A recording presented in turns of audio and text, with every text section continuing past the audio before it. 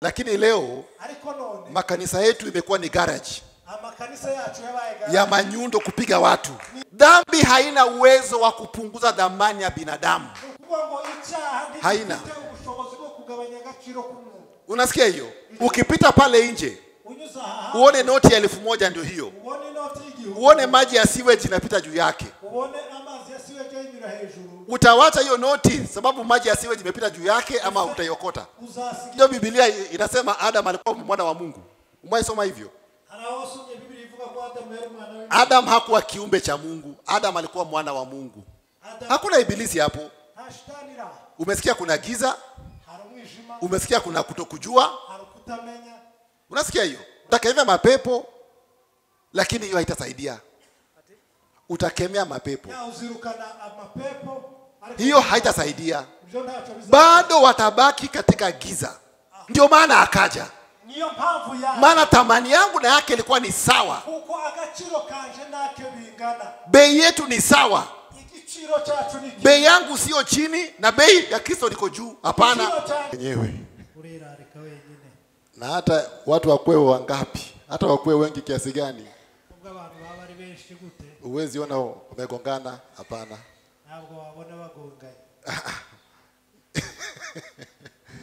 Napenda kisirimba sana.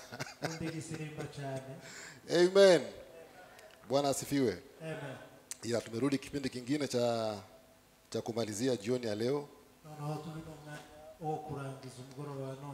Kwa wale ambao mlikuwa wako asubuhi, Mungu awabariki sana. Wale ambao mmeingia saa hizi, labda mahali tutaanzia hamtaelewa kitu lakini mtashika mbele tukisonga.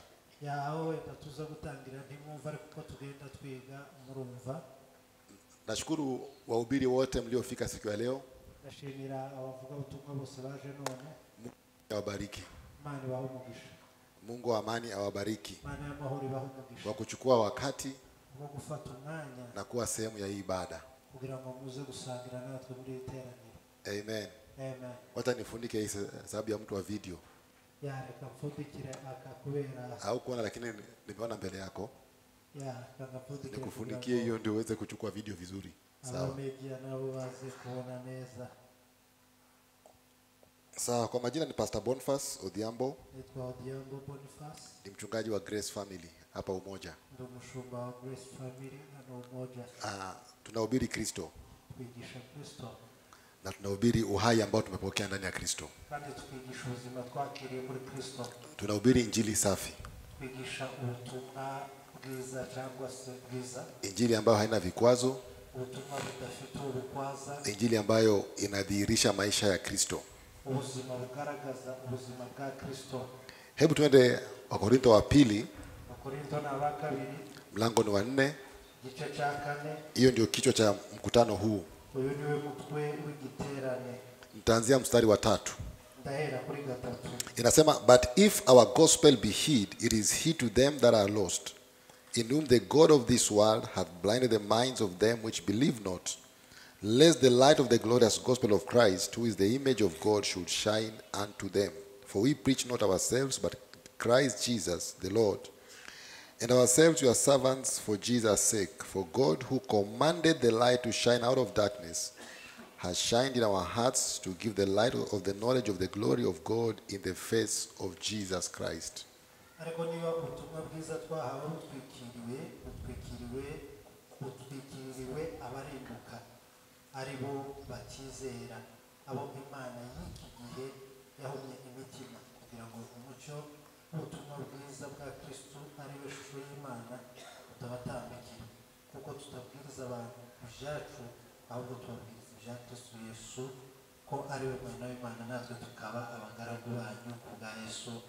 Amen. Anasema ikiwa injili yetu imefichika, imefichika kwa wale ambao Mungu wa ulimwengu huu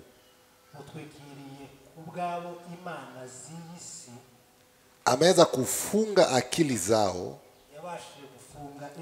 ambao hawaamini, ili nuru ya injili tukufu iliyo ndani ya Kristo,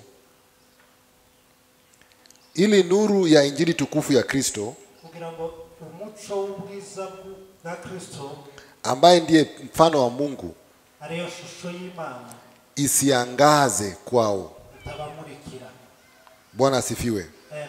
Na tumegusia wakati wa kwanza jinsi ambavyo hii giza imekuwa ni changamoto kwa maisha ya watu wengi. Twakoze rero igihe cya mugitondo uburyo uyu mwijima wabaye wagize gucanganyikirwa mu bantu, ambayo inazuia watu kutambua ile picha ya Mungu maishani mwao.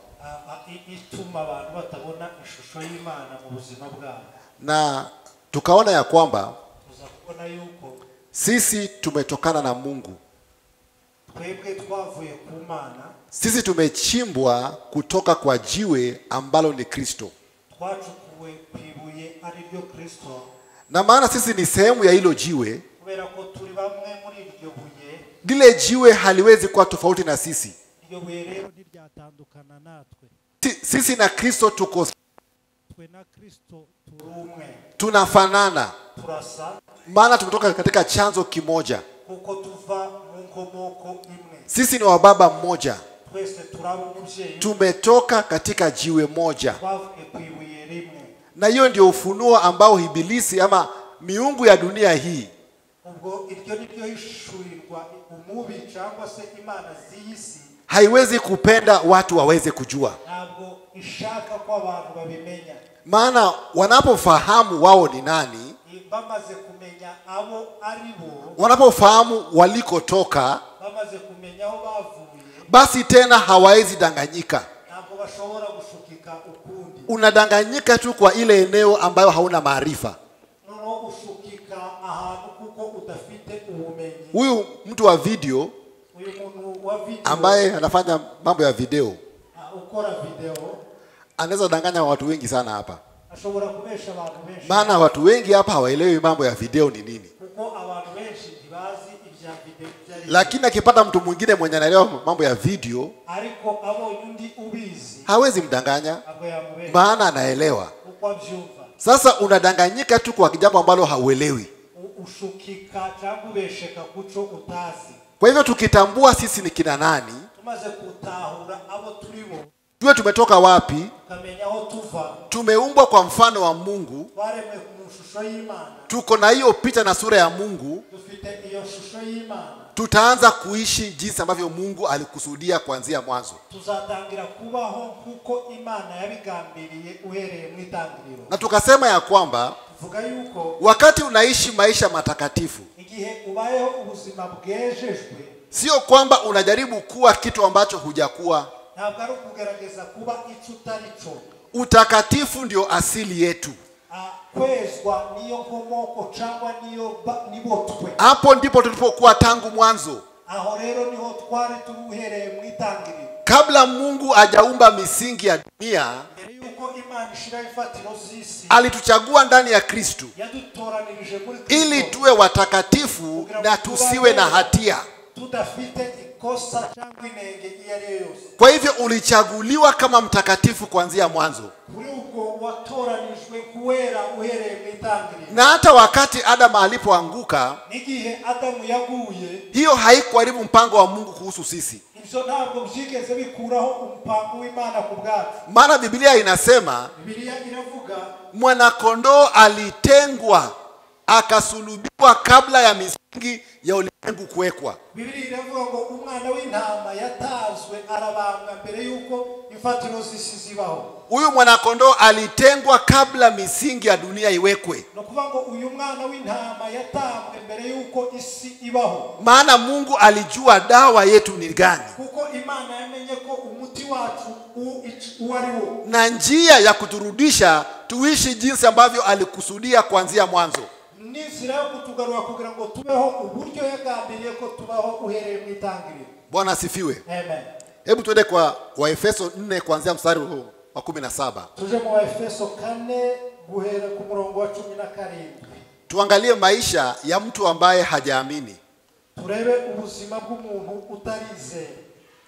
Tuone Paulo anatuambia ni mapepo imemfunga ama nini ambayo inamfanya awe jinsi alivyo. turebe noneho Paulo aratubwira n'amapepo yamufunze cyangwa niki cyatumye aba ukwameze. Waefeso 4 kuanzia mstari wa 17. Abaefeso igice cya 4 umurongo wa 17. Anasema hivi Paulo: This I say therefore and testify in the Lord, that ye henceforth walk not as other Gentiles walk, in the vanity of their mind, having the understanding darkened, being alienated from the life of God through the ignorance that is in them, because of the blindness of their heart, who being past feeling have given themselves over unto lasciviousness, to work all uncleanness with greediness, but ye have not so learned Christ. Yes. Yeah. Hane 17. Nico gituma mvuga ibi.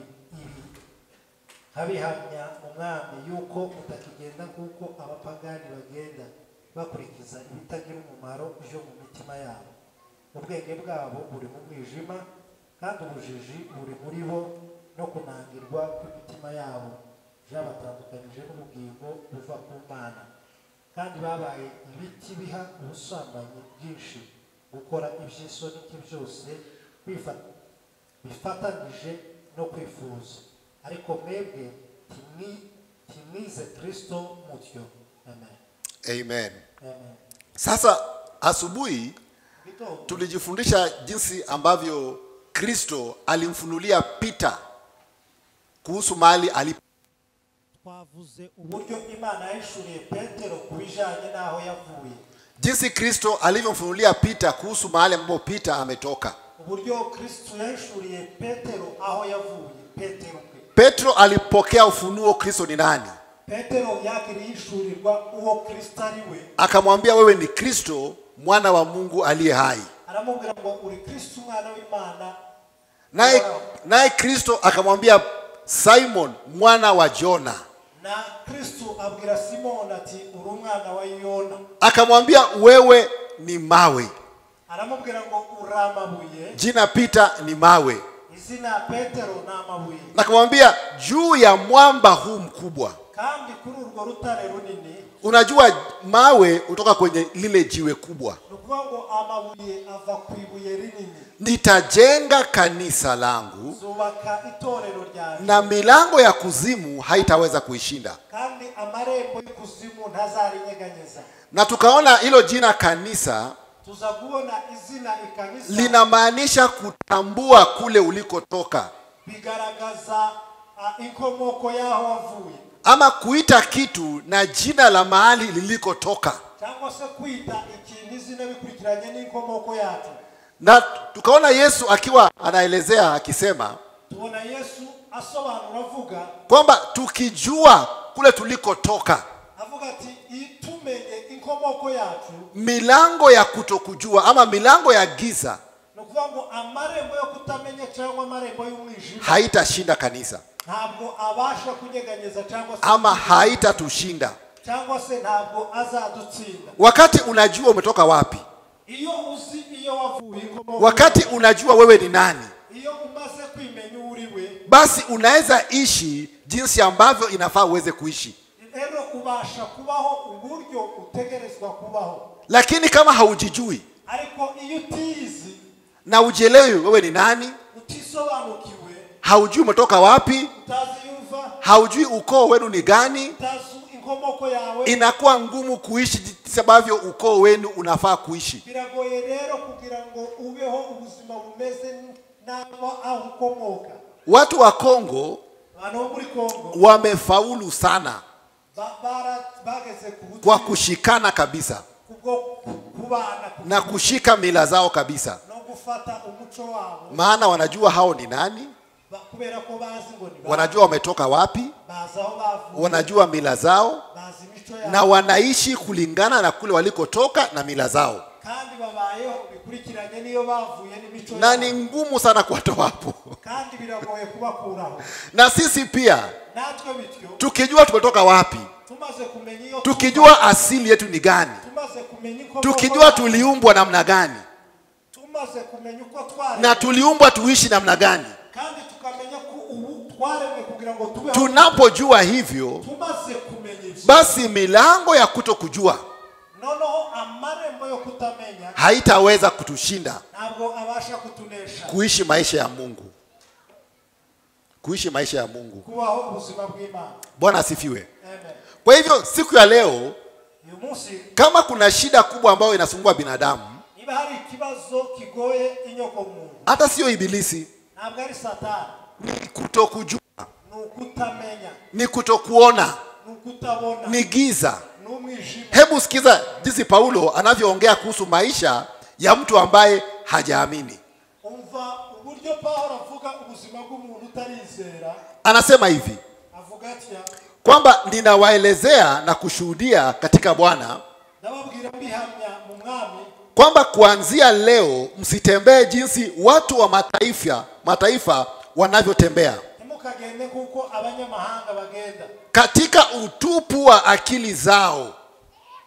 Utupu, empty. Soma tu. In verse 17.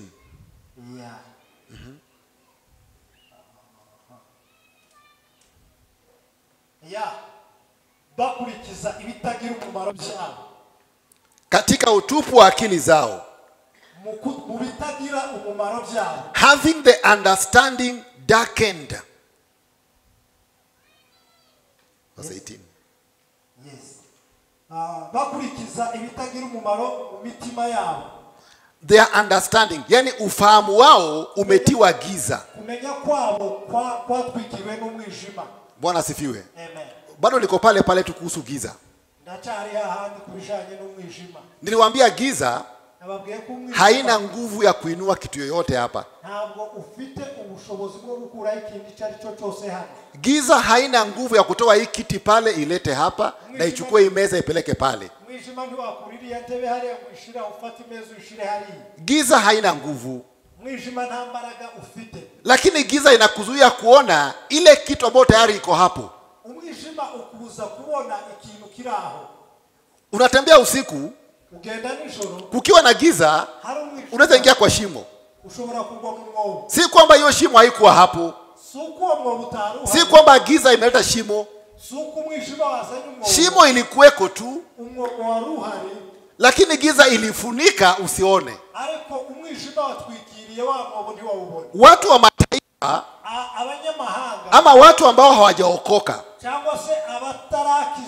si kwamba Mungu hajafanya kazi maishani mwao. Hapana. Tayari wako na sura ya Mungu ndani mwao, lakini hawaezi ona sababu ya hiyo giza ambayo imewekwa katika ufahamu wao. Giza haiongezi kitu ndani, hapana. Wala giza haitoi kitu. Yani ako na vitu vizuri ndani mwake, lakini hawezi ona sababu ya giza ambalo limezunguka mawazo yake. Bwana sifiwe. Yani hajapoteza ile asili yake ya kuwa mwanadamu, hajapoteza. Ni kama yule mwana mpotevu aliporudi kwa baba. Baba aliona mwana, lakini mwana alikuwa akijiona kama mtumwa. Ni kwa nini? Ile maisha aliishi, ile pesa alimaliza na kuishi na nguruwe, akafikiria maisha yenye ameishi imempunguza kutoka kuwa mwana. Sasa anafaa kuwa mtumishi. Yani katika macho yake mwenyewe hakujiona kama mwana tena, mpaka anasema nitarudi niambie baba yangu mimi tena sistahili kuwa mwana, mimi nifanye kama mtumwa, maana hapo ndio inafaa nikuwe. Na siku ya leo katika dunia hii kuna watu wengi sana ambao wanafikiria dhambi imeshusha hadhi yao hari abantu batekereza ko ibyaha byagabanyije imeshusha nafasi yao. byagabanyije umwanya wabo. Wanafikiria wamekuwa watu duni. Batekereza ko babaye abantu Sababu ya maisha ya dhambi walioishi. Kubera ubuzima bw'ibyaha babayemo. Bwana asifiwe. Ndio Yesu akapeana hadithi 3. Yesu atumuka imigani 3 akijibu swali moja. Asubiza ikibazo kimwe. Katika Luka 15. Luka 15. Akapeana hadithi ngapi? 3. Atanga imigani 3. Akijibu swali asubiza ikibazo kimwe. Swali ilikuwa ni kwamba ikibazo chabaza. Mbona huyu mtu anakula na wenye dhambi na kutembea na wenye dhambi? Kama kweli yeye ni mtu wa Mungu, angejua hawa ni wenye dhambi, hangekaa na wao, hangekula na wao, hangetembea na wao. Yesu akajibu hiyo swali akitumia mifano 3. Mfano wa kwanza, palikuwa na mchungaji, alikuwa na kondoo 100. Kondoo moja ikapotea. Kondoo ikipotea, dhamani ya kondoo haipotei. Bei ya kondoo aliyepotea na bei ya kondoo ambaye yuko nyumbani wakipelekwa sokoni, bei yao ni moja. Yule aliyepotea bei yake haipungui. Bwana asifiwe. Kwa hivyo hata ule mlimwengu mnasema wamepotea, katika macho ya Mungu bado thamani yao iko.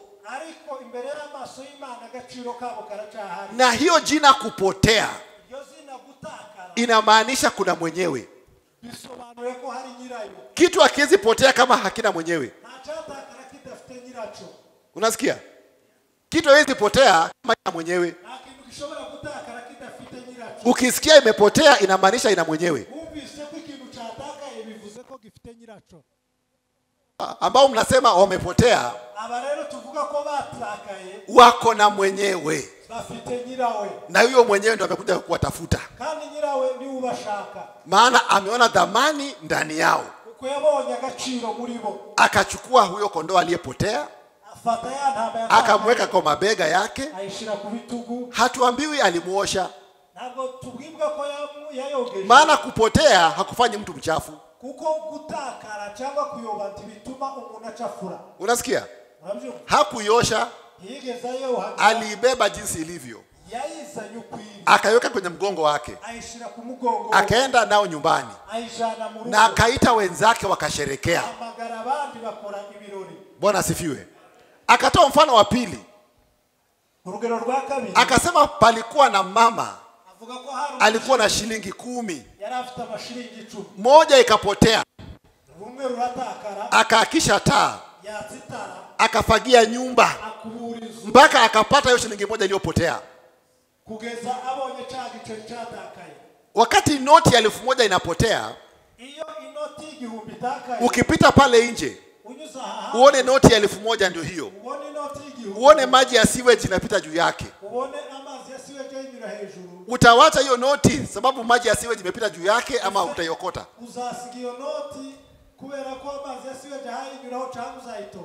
Utafanya nini? Utaichukua. Kwa nini? Na iko na uchafu juu yake, uchafu unapita juu yake, sewage mafi inapita.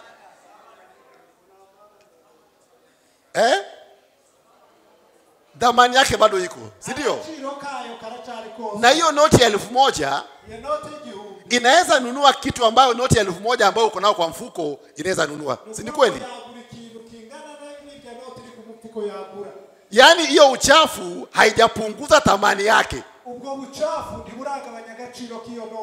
Kwa hivyo hiyo shilingi ambayo ilipotea kwa nyumba na ikafunikwa na vumbi, hiyo vumbi haikupunguza thamani ya hiyo shilingi. Kwa hivyo wenye dhambi walio pale nje, thamani yao haijawahi pungua. Ni venye wao hawajaambiwa hivyo. Wameambiwa nyinyi wenye dhambi, nyinyi mko mbali na Mungu. Mungu hata maombi yenu huwa hasikii. anawaangalia kwa mbali, maana nyinyi hamfai. Dhambi haina uwezo wa kupunguza dhamani ya binadamu. Haina. Unasikia hiyo? Dhambi haina nguvu ya kupunguza thamani ya mwanadamu. Haiwezi.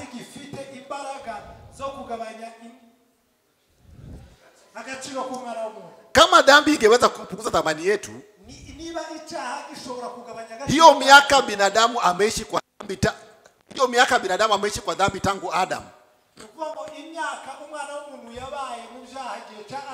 Labda ni Gabriel angetumwa. Labda Gabriel ndo angetumwa aje atuokoe, malaika Gabriel. Wenda malaika Gabriel ni wali kutumwa kugira ngo azadukize. Maana tumekaa kwa dhambi miaka mingi sana tangu siku za Adam. Kubera ko kwabaye mu byaha imyaka myinshi kuva igihe cha Adam. Kristo angekuja, angesema hawa watu tangu Adam mpaka saa hii, hiyo ni miaka 1400 ama miaka 1400 hivi. Sasa miaka 1400 hii si dhamani yao imepungua kidogo. Kumekuwa na inflation kiasi katika maisha yao. Sasa tutume Michael ama Gabriel aende awakufie msalabani. Hakufanya hivyo. Maana dhamani ya binadamu haikupungua. Ni giza tu ilikuwa imetufunika, tusijue sisi ni nani. Amen. Ndio maana huyu mama akaakisha taa. Taa ni nini? Taa ni mwangaza. Mwangaza ni nini? Mwangaza ni Kristo. Neno la Mungu ndio mwangaza. Hiyo ndio inaangaza, alafu shilingi inapatikana. Haleluya. Akaakisha taa na akafagia nyumba. Amen. Na shilingi yake akaiona. Hii shilingi haikupotea nje, ilipotea ndani ya nyumba yake. Hawa wenye dhambi tunasema wamepotea. Mwenye dhambi tunasema amepotea. Hajapotea nje, amepotea katika nyumba ya Mungu. Amepotea kwa dunia ya Mungu. Amepotea kwa dunia ya Mungu. Mahali penye Mungu anaweza mfikia, mahali penye Mungu anaweza mpata. Kwa hivyo tumaini lipo.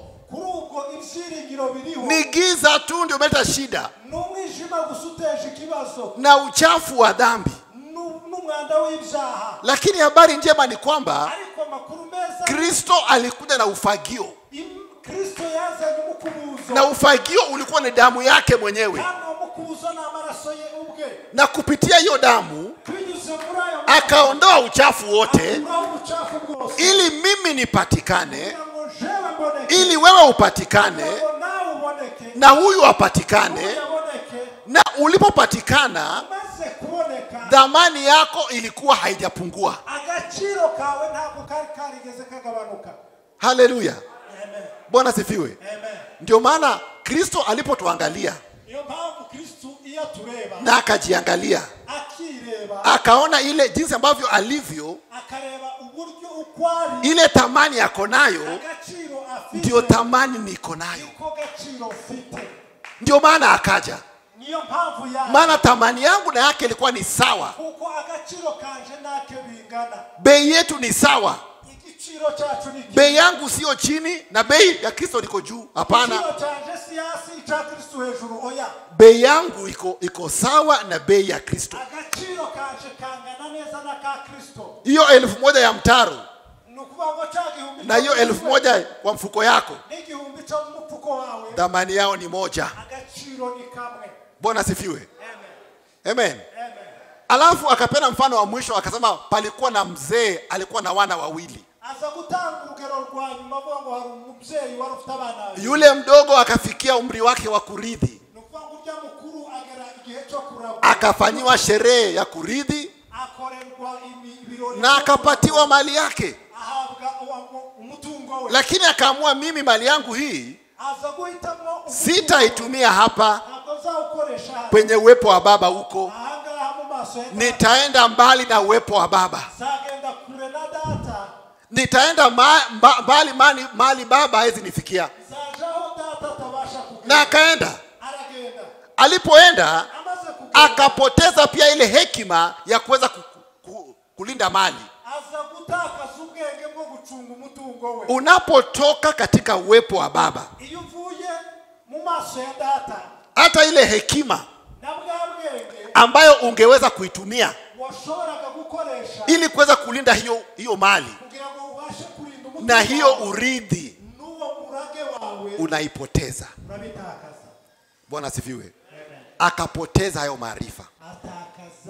Na alipofika kule akashindwa namna ya kutumia hizo mali vizuri.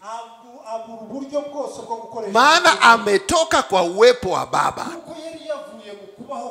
Na hiyo hekima pia imemtoka. Ikabidi azitumie vibaya. Zikaisha. Akajipata analisha nguruwe. Biblia inasema akatamani kula makombo ambao nguruwe wanakula. Yani akafanyika kama nguruwe kabisa. Nakumbuka Yesu anaongea na Wayahudi, Mafarisayo, ambao wameuliza, kwa nini wewe unakana wenye dhambi? Anawaambia huyu mtoto alikuwa anaishi na nguruwe na anakula na nguruwe. Na Myahudi akisikia nguruwe kwanza anatema mate kusikia tu.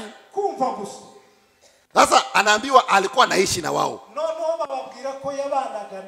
Alikuwa mchafu kiasi gani huyo mtoto? Mpaka yeye mwenyewe akajiona kweli, hata yeye mwenyewe akasema kweli nimechafuka. Kweli hata sifai kuitwa mwana. Wacha nifanyike mmoja wa watumishi. Hata sifai. Akaona dhamani yake imepungua kabisa. Na akaamua kurudi nyumbani kuomba kazi ya kufanyika mtumishi. Lakini baba aliposikia mwana wake anakuja, hakuona mwenye dhambi, hakuona mtumishi, hakuona mtumwa, hakuona mtu ambaye dhamani yake imepungua. Yeye aliona mwana. Maana hauwezi poteza uwana. Bwana asifiwe. Unajua wahubiri ni heri tuambiane ukweli. Maana ukweli hauwezi kuwa ukweli physically alafu ukue uongo spiritually. Wewe uko na mtoto, umezaa mtoto, ako na damu yako.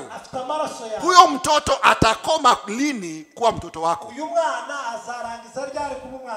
Akiwa muuaji, akuwe mwizi, akuwe kahaba, niambie ni lini utaondoa DNA yako ndani yake?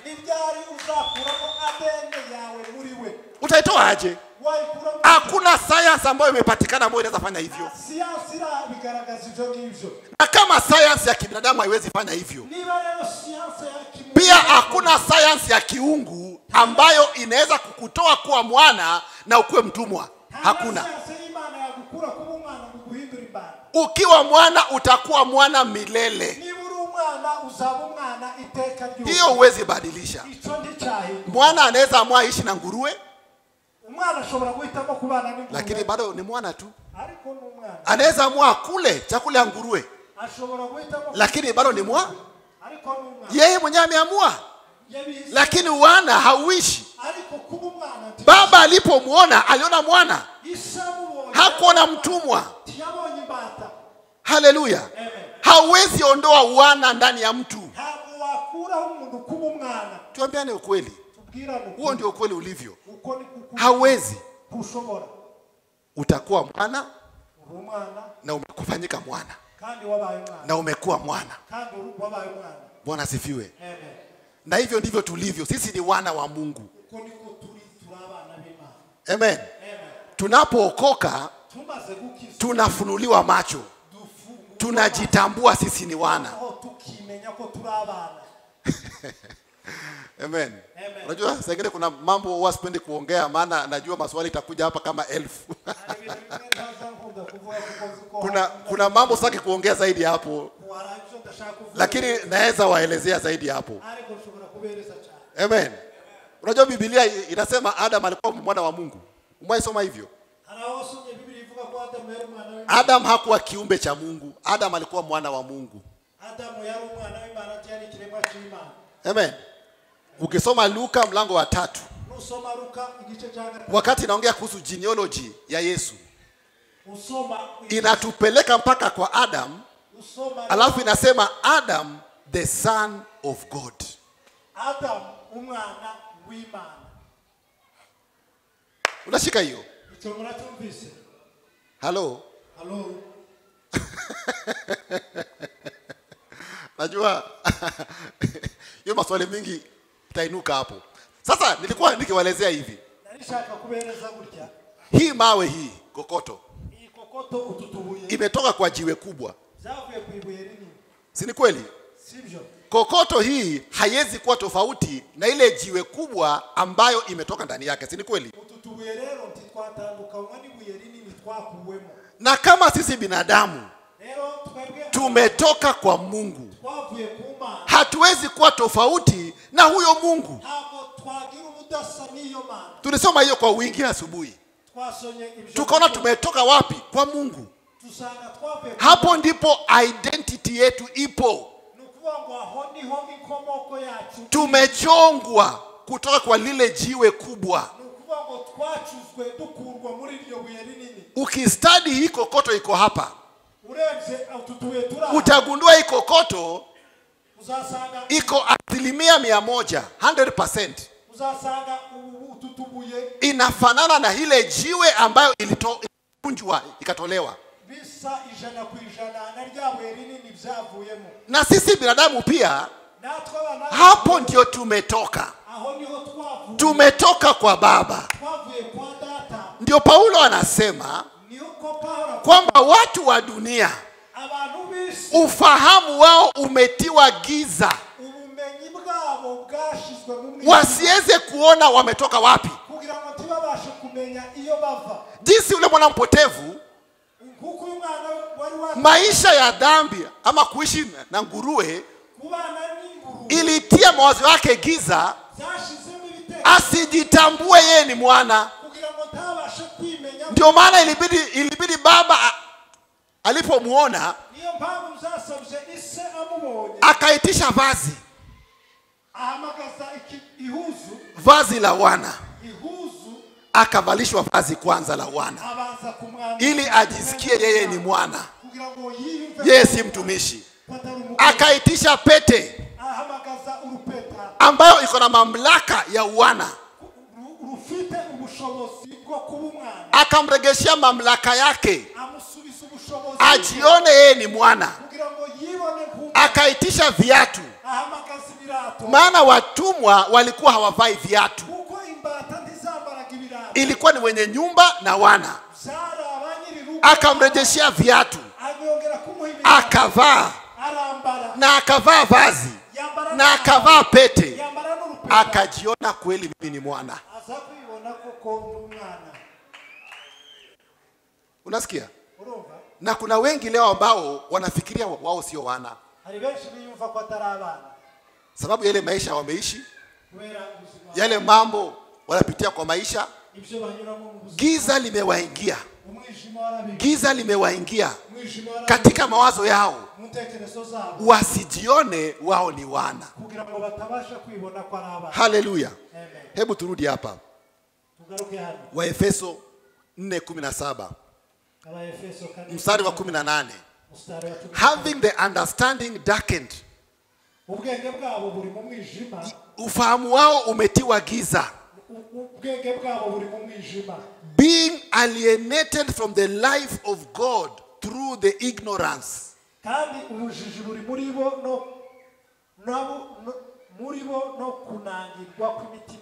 Yani wamekatwa na maisha ya Mungu kupitia nini? kutokujua. batandukanyijwe n'ubuzima bw'Imana bivanye no kutamenya. Si kwamba Mungu amewakata ntabwo ari uko Imana yabakuyeho akawatupa. arabata. Hapana. Oya, Ni kama leo mtu akupatie dola milioni 10, umuntu akagonga amadolari 10,000, lakini aweke kwa akaunti yako, ayashira kuri konti yawe, lakini asikwambie. no ndakubwira. Utaishi aje? Uzabaho gute? Utaishi aje? Uzabaho gute? Utaishi maisha ya umaskini. Uzabaho ubuzima bukennye. Ni kwa nini? Kubera iki? Ni sababu wewe ni maskini ama kwa nini? Kubera ko umukene cyangwa ari Kuna dola milioni 10 hari dolari milioni katika akaunti yako. kuri konti yawe. Banki inajua.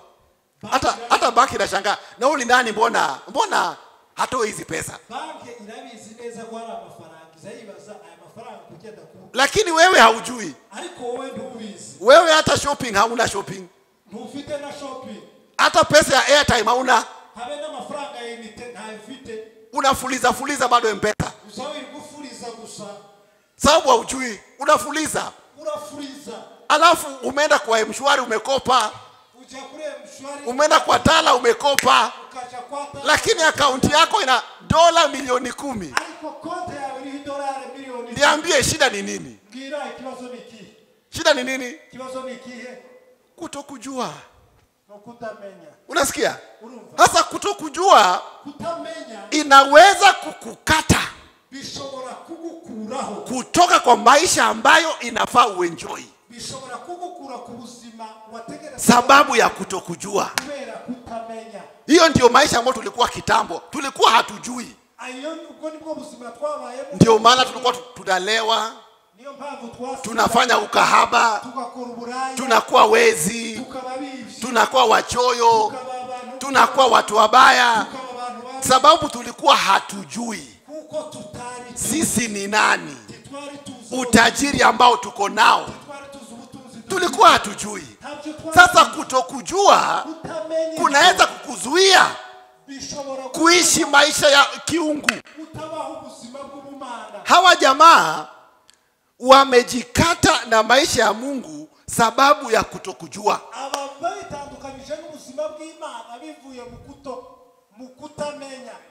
Unasikia? Hakuna ibilisi hapo. Umesikia kuna giza? Umesikia kuna kutokujua? Unasikia hiyo? Giza, kutokujua ambao imewakata kutoka kwa maisha ya Mungu. Unaona? Hakuna ibilisi hapo. Amen. Hakuna ibilisi hapo. Hakuna uganga ama uchawi ifanyika, hapana. Amen. Because of the blindness of their heart. Amen. Having the understanding darkened, being alienated from the life of God through the ignorance that is in them, because of the blindness of their heart. Amen. Mioyo yao imetiwa upofu. Hawaoni. Unajua kipofu huwa anaona giza tu. Kipofu huwa haoni, si kweli? Si ndio? Kipofu haoni. Yaani mwangaza hawezi penyeza ukaingia kwa macho yake. Sasa kila mara kina ni giza tu, ni giza. Sasa mioyo ya hawa watu imeingiwa na huo upofu, giza. Na dawa ya giza ni nini? Dawa ya giza ni nini? Si ni nuru? Tunaona. Sasa ni sisi tuwakishe taa waweze kuona. Ni sisi tuhubiri injili. Ndio mioyo yao ipokee huo mwangaza waweze kuona. Waweze kuona utajiri ambao tayari uko ndani yao. Amen. Giza haijatoa chochote ndani yao, haijatoa. Tamani yao bado iko. sura ya Mungu bado iko ndani mwao, lakini giza, kutokujua, inawazuia kuwa jinsi ambavyo Mungu amepanga waweze kuwa. Mnaelewa hiyo? Inaingia vizuri. Amen. Verse 19. Who being past feeling have given themselves over unto lasciviousness to work all uncleanness with greediness. Kandi babaye ibiti biha ubusambanyi bwinshi gukora ibyisoni nke jose bifatanije no kwifuza. Sababu ya hii giza, kubera uyu mwijima, hawa jamaa hata hisia zao zimekufa. No kufango hisia feelings. Ya ibyiyumviro byabo byarapfuye. Marangamutima. Mpaka wamejipenda kwa maisha ambayo sio mazuri. Bagiye mu buzima na tamaa mbaya sababu ya giza. Amen. Lakini anasema, but you have not so learned Christ. Lakini nyinyi hamkujifunza ndani ya Kristo namna hiyo. Maana ndani ya Kristo tumepokea mwanga. Haleluya. Ndani ya Kristo mwangaza wa Injili umeweza kutufikia. Praise the Lord. Amen. Alafu Waefeso 5 mlango wa 13 anasema hivi. Mstari wa 13 anasema, but all things that are reproved are made manifest by the light. For whatsoever that make manifest is light. Wherefore he says, awake thou that sleepest, and arise from the dead, and Christ shall give thee light. Amen.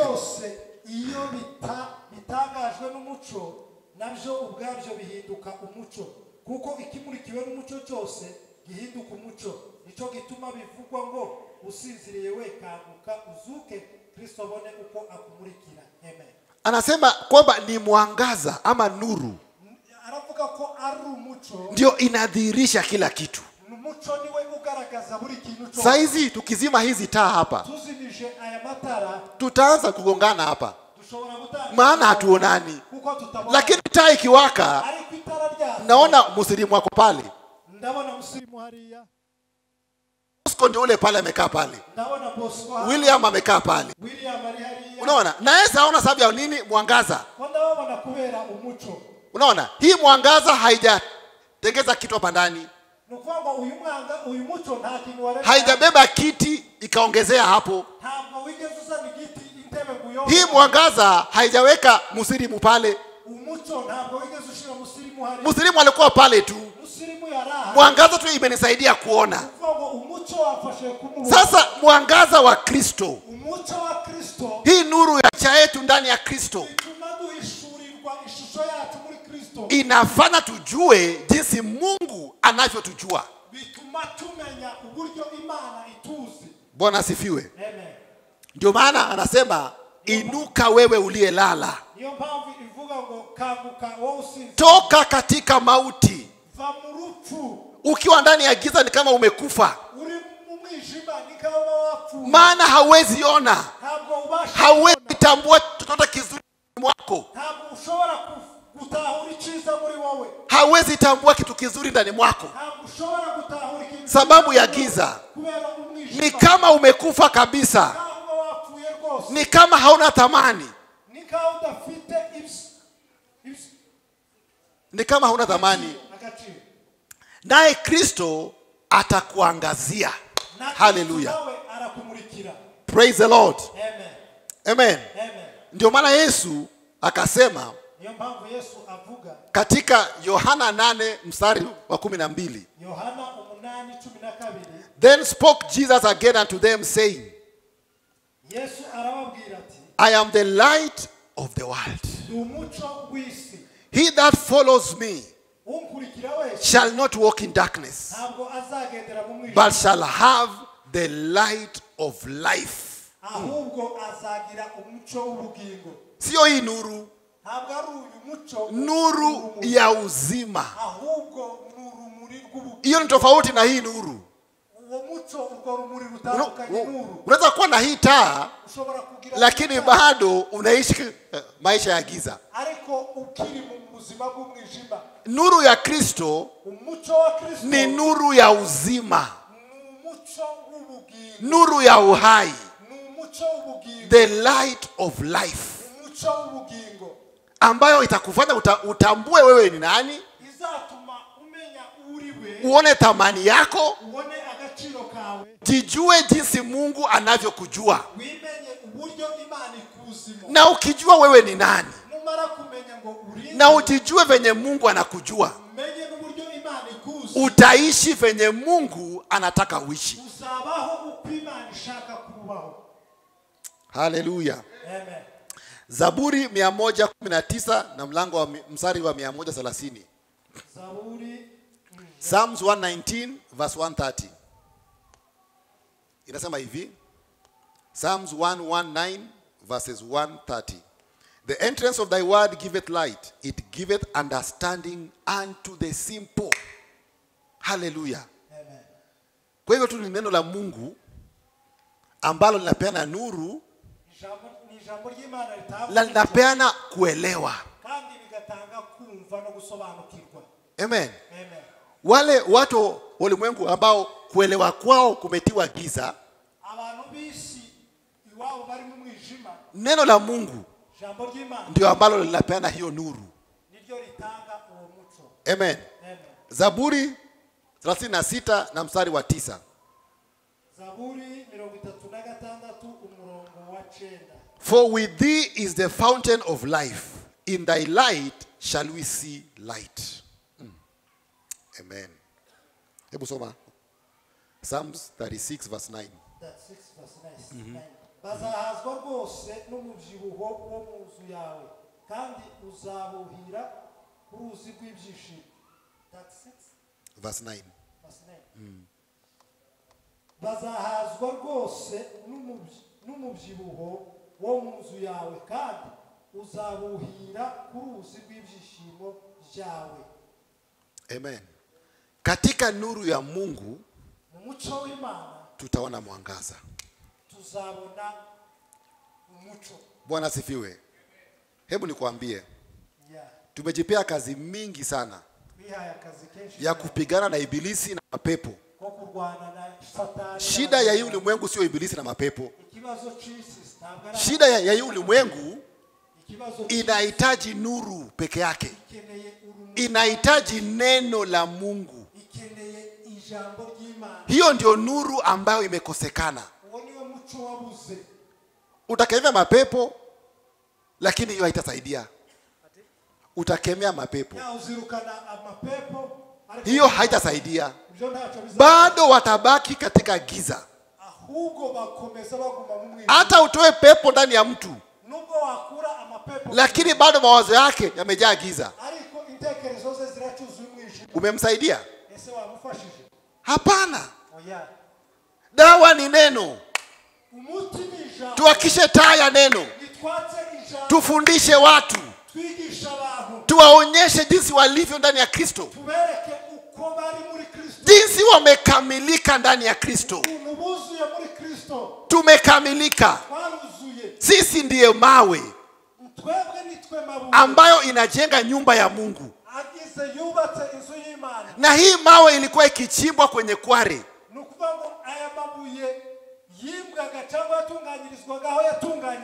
Na ilipoletwa kwenye hekalu, haikuchongwa, haikukatwa, ilikuwa imekatwa kwenye kware. Sulemani aliambiwa pasisikike sauti ya nyundo mahali penye hekalu inajengwa. Haungesikia nyundo ikipiga pap. Lakini leo makanisa yetu imekuwa ni garage ya manyundo kupiga watu, kugonga na kugonga na kugonga. Hiyo ni nyumba yako unajenga, si ya Mungu. Maana ya Mungu ilisemekana pasisikike sauti ya nyundo. Ilisemekana hivyo. Sauti ya nyundo itisikike. Maana hiyo mawe ilikuwa inachongwa kwenye shimo pale. Ikija hapa inaingia iko tu pap inatoshea. Na sisi ndio hiyo mawe. Unasikia? Yani sisi tumekamilika, we are complete. Hatujapungukiwa. Hiyo mawe ambayo iko kwenye ukuta inafanana na ile mwamba ambayo ilichimbwa. Imefanana 100%. Na kama tulichimbwa kwa Kristo, tuko kama yeye 100%.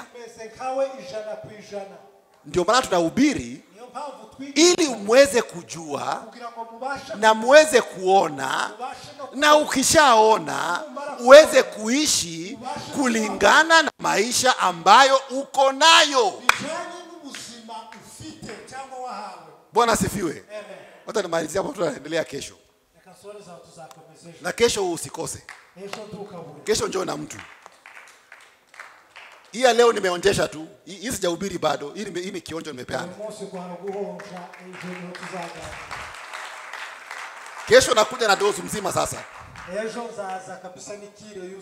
Mungu wa amani awabariki.